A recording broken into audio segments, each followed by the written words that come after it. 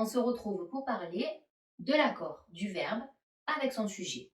Alors, depuis le CP, on te dit qu'il faut accorder le verbe avec son sujet, que le sujet est placé avant le verbe et qu'il faut donc penser à le pronominaliser, c'est-à-dire à le remplacer par un pronom pour pouvoir trouver comment accorder son verbe. Tout ça, ça reste vrai. Sauf que maintenant, on va aller un petit peu plus loin. On va commencer par un exemple que tu connais bien et puis petit à petit, on va en venir à des cas particuliers.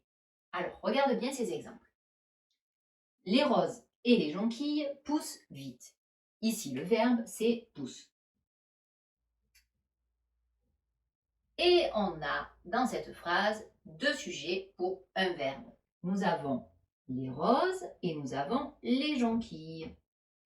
Pour pouvoir accorder pousse avec ces sujets, je vais donc pronominaliser, c'est-à-dire remplacer dans ma tête les deux sujets par un pronom. Les roses et les jonquilles, ce sont les fleurs, donc ce sont elles au pluriel.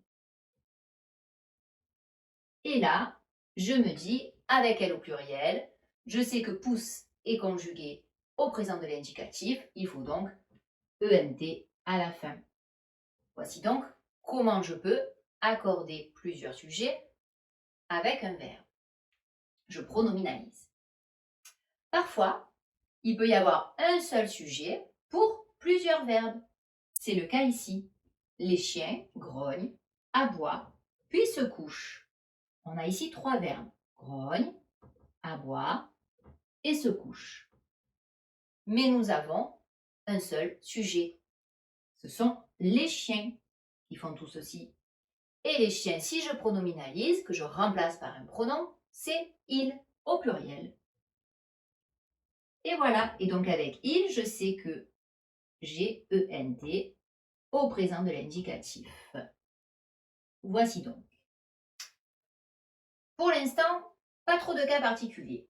Parfois, le sujet n'est pas devant le verbe. Il peut se retrouver séparé du verbe par un pronom ou par un adverbe. C'est le cas ici. Elle nous le donne. Ou compliqué, je repère bien le verbe donne. Mais je vois ici un elle et je vois ici un nous. Il faut vraiment se poser la question qui donne. Qui est-ce qui donne? C'est elle. Le sujet, c'est donc elle. Et c'est pour ça que nous avons ici un E. Le nous et le le, ce sont en fait des pronoms qui renvoient à des compléments d'objet ou autres. Il arrive également que le verbe se retrouve devant le sujet. C'est souvent le cas dans les phrases interrogatives. Le savait-elle? Nous avons donc ici le verbe savoir à l'imparfait et son sujet qui est ici elle, donc ce qui explique que l'on est AIT.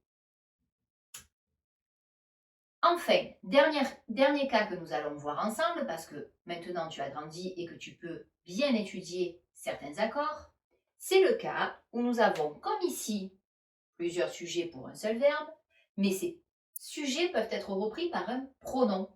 Et dans ce cas, le verbe s'accorde avec le pronom. Regarde, les roses, les jonquilles, tout pousse au printemps. Qu'est-ce que c'est qui pousse? Ce sont les roses et les jonquilles.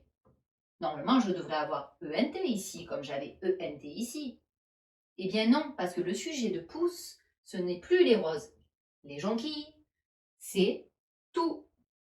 Tout, c'est de la troisième personne du singulier, donc on met un E.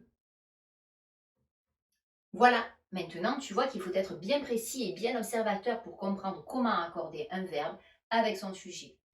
Maintenant que tu as tout compris, entraîne-toi en faisant les exercices ci-dessous.